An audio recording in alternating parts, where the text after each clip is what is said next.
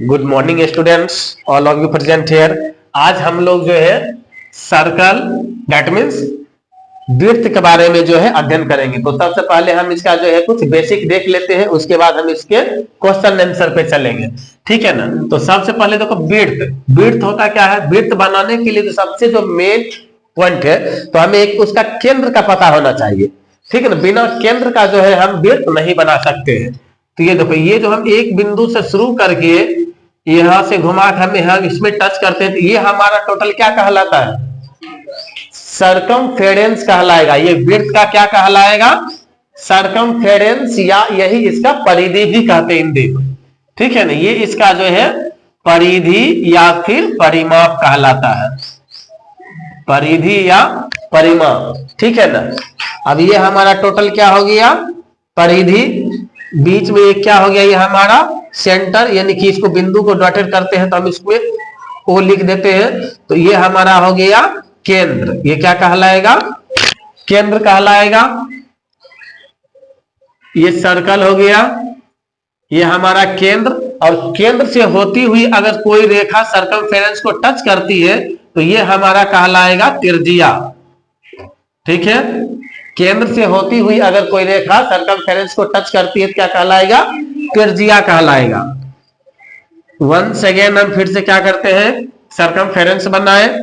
ये हमारा क्या हो गया, सेंटर। सेंटर से होती हुई कोई रेखा अगर सर्कमफेरेंस के दूसरे छोर को टच करे तो क्या कहलाएगा, त्रिज्या। अगर यही दोनों तरफ अगर ये टच हो जाए सर्कमफेरेंस से तो ये हमारा कहलाएगा व्यास, ठीक है ना। क्या कहलाएगा, ये व्यास कहलाएगा। ये हो गया मेरा सर्कमफेरेंस, ठीक है ना।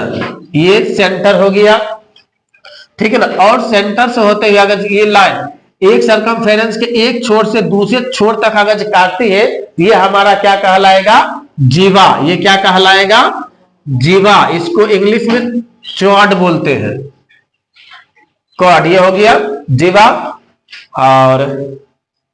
और इसी में देखो एक जो होता है ना माइनर सेगमेंट होता है, और एक क्या होता है, मेजर सेगमेंट, ठीक है ना।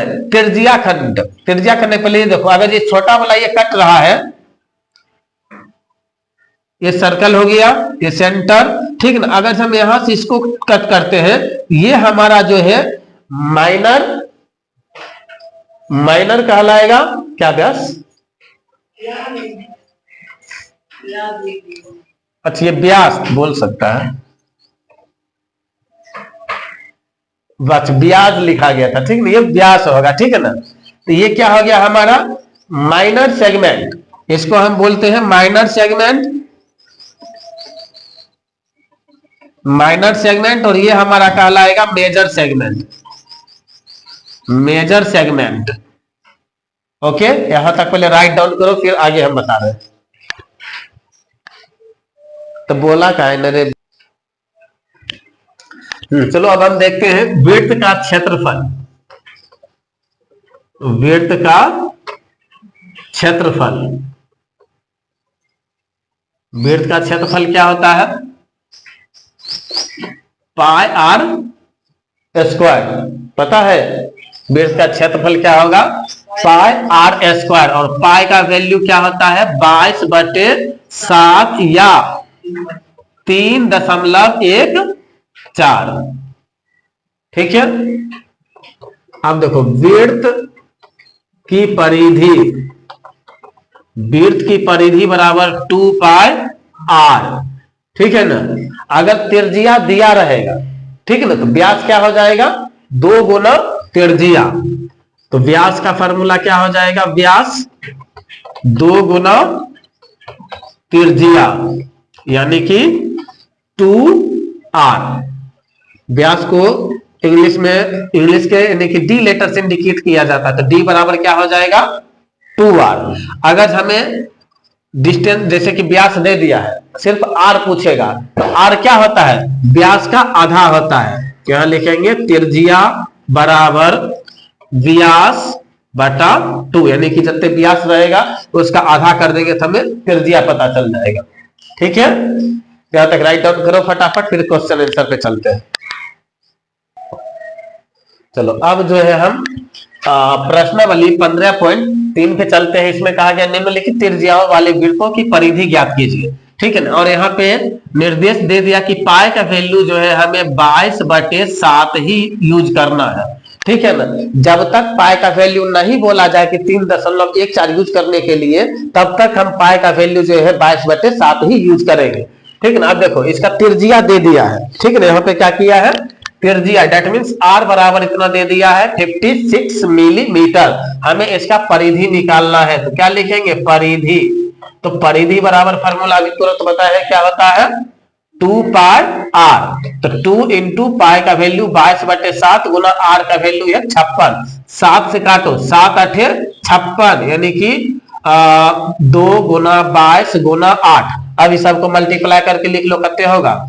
तो 8 दूनी कितने हो जाएगा, 16, 16 दूनी 32, यानी कि हम इसको जो है 32, 8 दूनी 16, 16 दूनी 32 और 32 2 5 3, यानी कि 352 मिलीमीटर हो जाएगा इसका आंसर, ठीक है ना। क्वेश्चन नंबर 2, यहाँ पे जो है अब आर का वैल्यू कितने दे दिया है, 7 सेंटीमीटर दे दिया है। ओके, हमें क्या निकालना है, परिधि। तो हम जितना बार क्वेश्चन लिखेंगे ना, बार बार हम फार्मूला लिखते जाएंगे, वृत्त की परिधि, वृत्त की परिधि। इससे क्या होगा, हमें फार्मूला जो है ऑटोमेटिक याद हो जाएगा। वृत्त का परिधि क्या होता है, 2 पाई आर। 2 पाई का मान 22/7 गुना आर का मान 7, 7 7 कट जाएगा, 22 दूनी क्या हो जाएगा, 44 सेंटीमीटर आंसर हो जाएगा। क्वेश्चन नंबर 3 पे चलते हैं। 3 में दे दिया है आर बराबर 21 सेंटीमीटर। इसका परिधि निकालेंगे, तो वृत्त की परिधि बराबर क्या होता है, 2 पाई आर। 2 इंटू 22/7 इंटू 21, 7 काटेंगे, 7 3 जा 21। अब इसको क्या करेंगे, मल्टीप्लाई कर लेंगे, यानी कि 6 इंटू 22, 12 2 1, यानी कि 132 क्या हो जाएगा, सेंटीमीटर इसका आंसर हो जाएगा। क्वेश्चन नंबर 4 पे चलते हैं। क्वेश्चन नंबर 4 दिया है, दैट मीन्स आर 28 सेंटीमीटर दिया है, ठीक है। तो वृत्त की परिधि, ये सब आसानी से निकल जाएगा। वृत्त की परिधि 2 पाई आर। फार्मूला में हम इसका वैल्यू पुट करेंगे, 2 इंटू 22/7, पाई का वैल्यू पहले बता चुके हैं, और आर का वैल्यू है 28, 28, 7 काटेंगे, 7 4 जा 28, यानी कि 4 दूनी ये 8 गुना 22, तो ये हो जाएगा 16 और 176 सेंटीमीटर आंसर। आशा करता हूं कि यहां तक समझ में आया होगा, तो यहां तक राइट डाउन करो, फिर आगे चलते हैं। चलिए हम क्वेश्चन नंबर 2 पे चलते हैं। अगर आप लोगों के पास एनसीईआरटी का बुक है तो अपना बुक निकाल लीजिए और क्वेश्चन जो है वहां से देख सकते हैं। ऐसे यहाँ परिधि दे दिया है कितना, 154 मीटर, ठीक है ना। तो वृत्त की परिधि, ठीक है ना, वृत्त की परिधि, वृत्त की परिधि क्या होता है, परिधि बराबर, वृत्त का परिधि 2 पाई आर होता है, ठीक है ना। या यहाँ पे परिधि दे दिया, ये परिधि जो है यहाँ पे हम 154 दे देते हैं। वृत्त की परिधि होता है 2 पाई आर बराबर 154 कर देंगे। अब देखो 2 इंटू पाई का वैल्यू 22/7 गुना आर का वैल्यू हमें फाइंड आउट करना है, तो 154 को क्या करेंगे, बराबर कर देंगे। अब देखो हम यहाँ से क्या करेंगे, इसको काटेंगे। इसको पहले हम क्या करेंगे, 11 से काटेंगे, 11 दूनी 22, 11 एकम 11, 11 चौक 44, ठीक है ना। 2 से काटेंगे, 2 7 14। अब क्या होगा, यानी कि 2r/7 इंटू 7, यहां सब क्रॉस मल्टीप्लाई हम इसको कर देंगे, तो 2r बराबर 49/2 हो जाएगा आर का वैल्यू यहाँ पे। तो r बराबर 2 दूनी 4, 2 चौक 8.5 क्या मीटर, तो मीटर आंसर हो जाएगा ये 24.5, ठीक है ना। देखो चलो क्वेश्चन नंबर 2 देखते हैं। परिधि दे दिया है, तो वृत्त की परिधि, वृत्त की परिधि कितना दे दिया है इस बार, 308 सेंटीमीटर में दिया हुआ है, ठीक है ना। तो वृत्त की परिधि क्या होता है, 2 पाई आर, और 308 के क्या करेंगे, इसको बराबर कर देंगे। अब देखो इसको 2 गुना 22/7 गुना आर, आर का वैल्यू हमें फाइंड आउट करना है। अब देखो इसको काटो, इसको 2 से काटो, 2 15 4 ही कट जाएगा, 11 दूनी 22, 11 एकम 11, 11 चक 44 कट जाएगा, 2 काटो 7 कट जाएगा, तो आर का वैल्यू 7 इंटू 7 करेंगे तो 49 सेंटीमीटर आ जाएगा। ठीक है, क्वेश्चन नंबर 3 पे चलते हैं। यहाँ जो है विड्थ की परिधि इस बार क्या दिया है, विड्थ की परिधि, परिधि बराबर इस बार दिया है 352 यानी 352 सेंटीमीटर। तो विड्थ की परिधि वंस अगेन हम लोग लिखेंगे 2 पाई आर और 352 के बराबर कर देंगे 2 गुना 22/7 गुना आर, और ये 352, 2 से काटो इसको, 2 एकम 2, 2 सती 14, 2 छका 12। ठीक है ना। अब 11 से काटो, 11 दूनी 22, 11 एकम 11, 11 छक 66, 2 से काटो 2 अठी 16। ठीक ना। आर बराबर 7 को 8 से मल्टीप्लाई करेंगे, 8 सते 56 सेंटीमीटर। बराबर के ऊपर ऊपर भी करता है, अगर नहीं अभी तक सीखा था तो यहाँ सीख लो।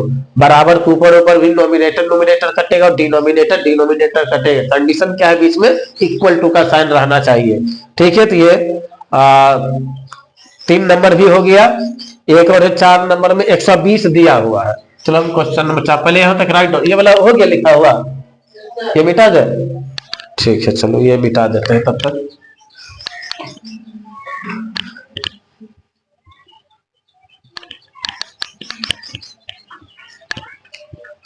यहां से हम लोग क्वेश्चन नंबर 4 देख लेते हैं।